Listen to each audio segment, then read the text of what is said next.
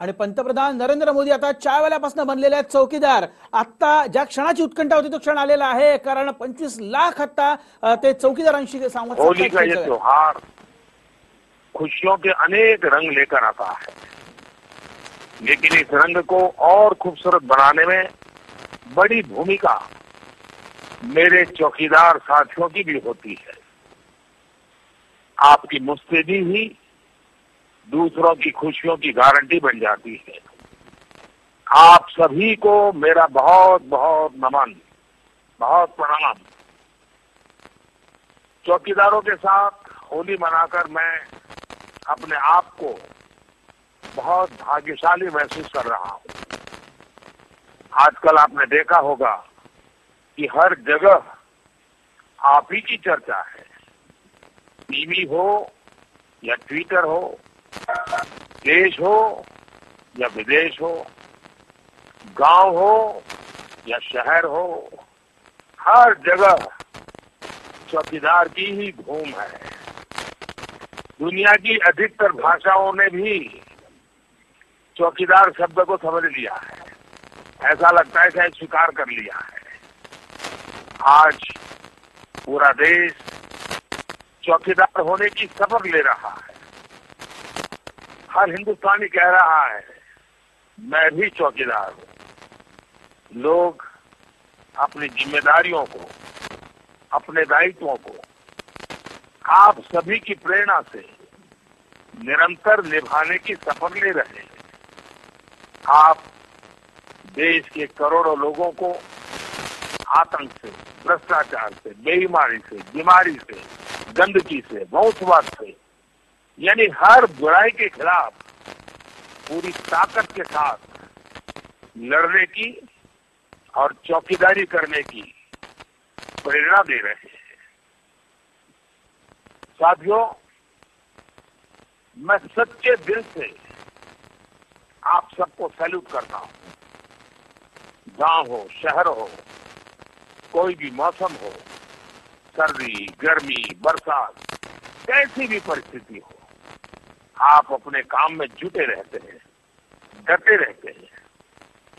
घर में इतना ही बड़ा कार्यक्रम क्यों ना हो, बच्चों का जन्मदिन हो, माँ बाप के लिए कोई आवश्यकता हो, तब भी आप हमेशा अपनी ड्यूटी निभाते हैं।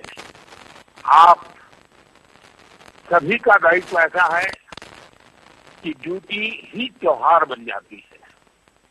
आप लोग हैं तभी कोई समाज स्वयं को सुरक्षित महसूस करता है।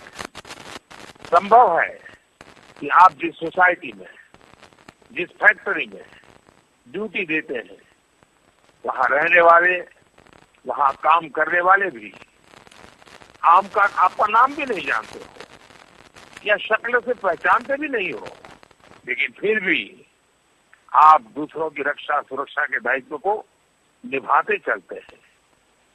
आप लोगों की कड़ी मेहनत को You have a new order. Please check your screen. Please note, delivery executive will be assigned only after you accept the order.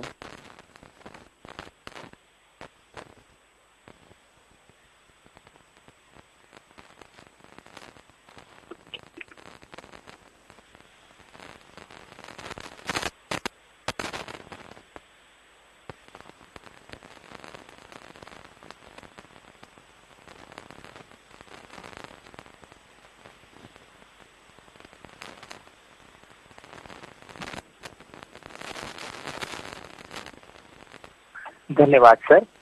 देवियों और सज्जनों, अब हम आपके साथ बातचीत का दौर शुरू करने जा रहे हैं।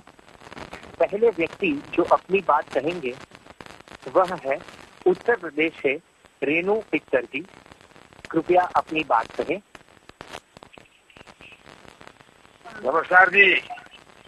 सर जय हिंद। जय हिंद, जय हिंद। बताइए। सर मैं रेणु पीटर बोल रही हूँ, जिला फरुखाबाद यूपी से। मैं सुरक्षा कर्मी हूँ, 4 साल से सुरक्षा कर्मी के पोस्ट पे कार्यरत हूँ। रेणु जी, सबसे पहले तो आपको बधाई, क्योंकि एक महिला जब सबकी सुरक्षा करती है तो हिंदुस्तान का गर्व बढ़ जाता है। सर मुझे भी बहुत गर्व महसूस हो रहा है, ने भी अपने आप को इस लहजे पे रखा हुआ है। जी बताइए। सर मेरा एक सवाल था आपसे। जी जी। सर हम गांव के गरीब परिवार से आते हैं, इज्जत ही हमारी पूंजी है। वर्षों के कई मेहनत से चौकीदार एक इज्जत और भरोसा कमाता है।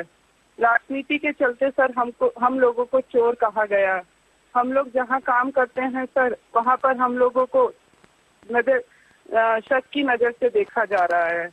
देश के जवान भी सर एक चौकीदार है, क्या वो भी चोर है? सर मन बहुत दुखी हो रहा है सोच सोच के, इसीलिए आपसे ये सवाल की हूँ। आपकी भावना मैं समझ सकता हूँ, और जो भावना आपने प्रकट की है तो हिंदुस्तान की सुरक्षा में लगे सब जवानों के मन में भी पड़ी है, चौकीदार के रूप में काम करने वालों के मन में भी पड़ी है। लेकिन सबसे पहले देश में चौकीदारी का काम करने वाले, चाहे सेना के जवान हो, पुलिस के जवान हो, सुरक्षा बल के जवान हो, और आप जैसे दिन रात मेहनत करने वाले लोग हो, मैं सबसे पहले तो आप सबकी माफी मांगता हूँ। क्योंकि माफी मैं इसलिए मांगता हूँ कि कुछ लोगों ने अपने निजी स्वार्थ के लिए पिछले कुछ महीनों से बिना सोचे समझे अनाप शनाप गाली गलौज करना शुरू किया, और उसमें उन्होंने चौकीदार को चोर कह दिया। एक प्रकार से हर चौकीदार के जीवन के सामने, उनकी तपस्या के सामने उन्होंने सवालिया निशान खड़ा कर दिया। वो मेरे नाम से गाली देते, मेरा नाम कह करके कुछ भी बोलते तो शायद आपका ये नुकसान नहीं होता, लेकिन उनकी वो हिम्मत नहीं थी, और इसलिए उन्होंने चौकीदार को ही चोर कहने का रास्ता चुना। इस देश का दुर्भाग्य है कि ऐसे लोगों की भाषा आप सबको पीड़ित कर रही है। और मैं आपको बताऊं, ये बात यहाँ अटकने वाली नहीं है। हताशा निराशा की गर्त में डूबे हुए ऐसे कुछ लोग आगे भी यही करने वाले हैं। वो नई नई चीजें खोजेंगे। कहीं पर किसी चौकीदार के ऊपर आरोप लग गया होगा तो उसी को उठा लेंगे, देखिए वो चौकीदार ने चोरी की। ये करने वाले हैं, चौकीदार को बदनाम करने के लिए शायद अब नए नए तरीके ढूंढने वाले हैं। और इसलिए हमने पूरे धैर्य के साथ जो भी चौकीदारी करने की हमारी जिम्मेवारी, उसको हमने निभाना है, चौकन्ने होकर के निभाना है।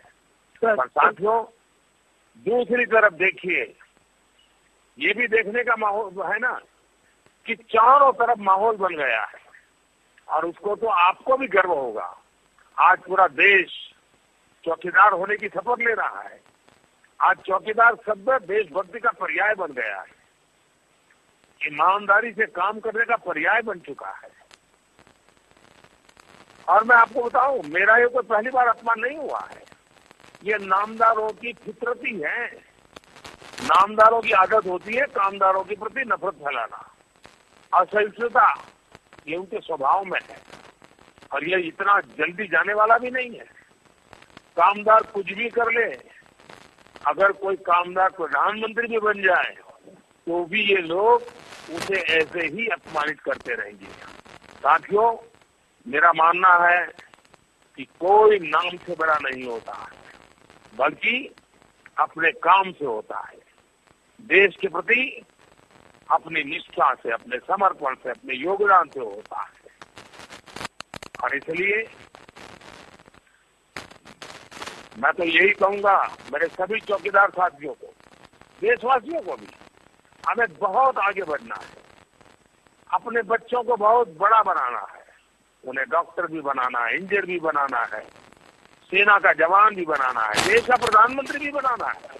लेकिन हम सबको हमारे बच्चों के भीतर भी उस चौकीदार के संस्कार बनाए रखना है, उसके भीतर का चौकीदार जिंदा रखना है। वो जहां भी हो, जिस काम को करता हो, जैसे भी करता हो, लेकिन देश के चौकीदार का काम वो कभी छोड़ेगा नहीं। और हिंदुस्तानी के भीतर चौकीदार जिंदा रहना चाहिए। मैं बहुत आभारी हूँ आपका, आपकी भावनाओं को जान करके। धन्यवाद। जी सर। दूसरी व्यक्ति जो अपनी बात कहेंगे वह है ओडिशा से संतोष कुमार जी। संतोष कुमार जी, कृपया अपनी बात कहें। जी जय हिंद सर। जय जगन्नाथ। जय हिंद संतोष जी। जय जगन्नाथ। जय हिंद साहब। ये बताइए। मैं संतोष कुमार बोल रहा हूँ। मैं अनुगुल जिले के उड़ीसा प्रदेश का रहने वाला हूँ। जी जी जी। साहब मैं 13 साल से सुरक्षा कर्मी के पद पर कटक में कार्यरत हूँ। जी साहब मेरा आपसे एक सवाल है जो व्यक्त करना चाहता हूँ। बताइए। साहब आपने पुलवामा हमले के बाद पाकिस्तान को मुंहतोड़ जवाब दिया। साहब हमारी फौज ने पराक्रम कर दिया। इसके बाद मेरे मन में कोई प्रश्न बचा ही नहीं था। आपने हम सब देशवासियों की छाती चौड़ी कर दी। आपने चौकीदारों की इज्जत बढ़ा दी। साहब मैं हर रोज कई लोगों से मिलता हूँ। आपके पास बातें नहीं पहुँचती होगी साहब, लेकिन नीचे गजब का माहौल है साहब। आप किसी की परवाह मत करें साहब, हम आपके साथ हैं। पूरा देश आपके साथ है साहब। यही आपसे कहना चाहता हूँ साहब। आपकी बातें सुन करके मुझे बहुत संतोष हुआ और मैं आपका आभारी हूँ कि आपने जो रोजमर्रा जो बातें सुनते हैं उसको अपने शब्दों में मुझे पहुंचाने का प्रयास किया। हम सब देशवासियों को हमारी सेना पर गर्व होना चाहिए, हमारी फौज पर गर्व होना चाहिए। तो जान की बाजी लगा करके हमारे लिए कितना बड़ा पराक्रम किया। देश के वीर शहीदों का किस प्रकार से उन्होंने चुन चुन करके हिसाब चुकता किया और आपने पूरे देश की भावनाओं को मेरे साथ शेयर किया है। आज हर भारतीय को गर्व है, उसका सीना आत्मविश्वास से चौड़ा है। दूसरी ओर देश ने विपक्षी पार्टियों का जो रवैया देखा है उससे हर कोई हैरान है, दुखी है, परेशान है। दरअसल टुकड़े टुकड़े गैंग को समर्थन देने वाले ये लोग इस बात को हजम ही नहीं कर पा रहे हैं कि हमारी सेना ने किस प्रकार पाकिस्तान की सीने पर जाकर के बम बरसा दिए। जी साहब। और देखिए परिस्थिति देखिए, आप भी अनुभव करते होंगे। जी साहब। बम तो गिरे पाकिस्तान में, चोट वही लगी पाकिस्तान में, लेकिन चीख रहे हिंदुस्तान में, दर्द हो रहा है हिंदुस्तान में। ये देश को समझना होगा, ऐसे लोगों को पहचानना होगा। और ये भी आपने देखा होगा पाकिस्तान के टीवी पर, वहाँ के रेडियो पर, वहाँ के अखबारों में, वहाँ की पार्लियामेंट में हमारे देश में जो लोग चीख रहे थे, चिल्ला रहे थे, उनकी आवाज वहाँ सुनाई दे रही है, उनकी बातें छप रही है, उनकी बातें बताई जाती है, उनके शब्दों को कोट किया जाता है। ये देश के लिए अजूबा है कि वार पाकिस्तान को हो और बीमार कोई हिंदुस्तान में हो। ये बात ये देश के गले नहीं उतरती है। लेकिन देश, मैं नहीं मानता इनको भी भूलेगा।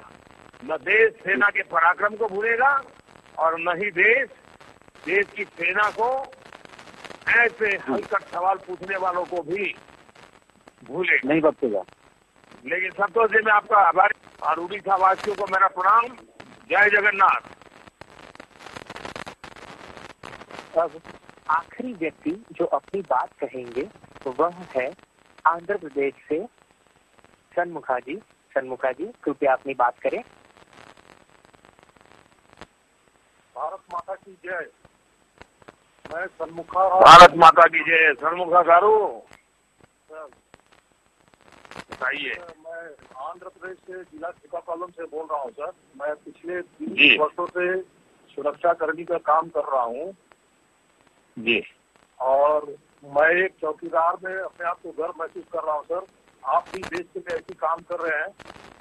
मुझे एक सवाल, मेरा यह बात यह है कि मुझे एक प्रश्न करने का आपसे मौका मिला है सर।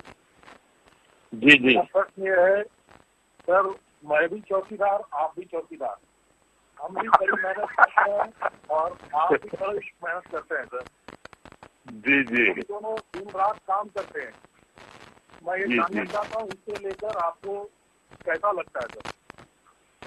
देखिए, सबसे पहले तो आपकी ये बात सुन करके मुझे इतना आनंद हुआ जब आपने कहा कि आप भी चौकीदार, मैं भी चौकीदार है ना। मैं और आप बराबर हैं। जो आप है वही मैं हूँ वही आप है। देश के प्रधानमंत्री और देश के सामान्य नागरिक के बीच जब दूरी मिट जाती है, उससे स्वर्णिम कोई अवसर नहीं होता है। आज मेरे लिए आपके शब्द वो एक स्वर्णिम सौगात है और इसलिए मैं इसको कभी भी भूल नहीं सकता हूँ। देखिए, काम हमें करना है, जी जान से करना है और मैं तो मानता हूँ देश के लिए जो भी जीते हैं, देश के समाज की भलाई के लिए जो भी काम करते हैं, दूसरों के सपनों को सुरक्षित रखने का काम करते हैं, दूसरों के सपनों को सजाने का काम करते हैं, वे सारे चौकीदार हैं।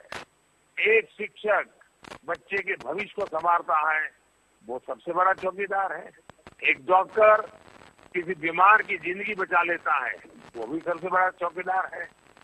एक सेना का जवान पूरी भारत माता की रक्षा कर देता है, वो भी बड़ा चौकीदार है। तो जैसे आप अपने जिम्मेवारी को चौकीदारी की चौकन्नी परिस्थिति में निभाते रहते हैं, मैं भी अपने आप को एक चौकीदार मानता हूँ। अब हम लोगों का काम भी एक जैसा है। आप भी समाज की चौकीदारी कर रहे हैं और पीएम को भी अपनी चौकीदारी का जिम्मा सौंपा है और हमें मिलकर ही बाधाओं को चीरते हुए देश को विकास के तट पर आगे बढ़ाना है। आज जब मुझे देश भर के लाखों चौकीदारों के संवाद करने का अवसर मिला है, तो मैं आपको बताना चाहता हूं कि हमारी सरकार ने गरीबों के कल्याण के लिए कोई करोड़ कसर बाकी नहीं रखी है। गरीबों का जीवन बेहतर हो, परिवारों में खुशहाली आए, इसके लिए हमने कई कदम उठाए हैं। लगातार इस दिशा में काम कर रहे हैं।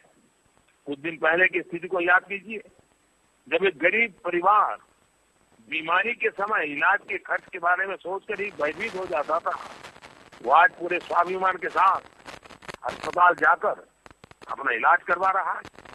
आयुष्मान भारत में इस योजना ने देश के 50 करोड़ लोगों को बीमारी से लड़ने की एक नई हिम्मत दी है। बीमारी से मुक्ति का सपना वो देखने लगा है और यही तो एक चौकीदार का काम है।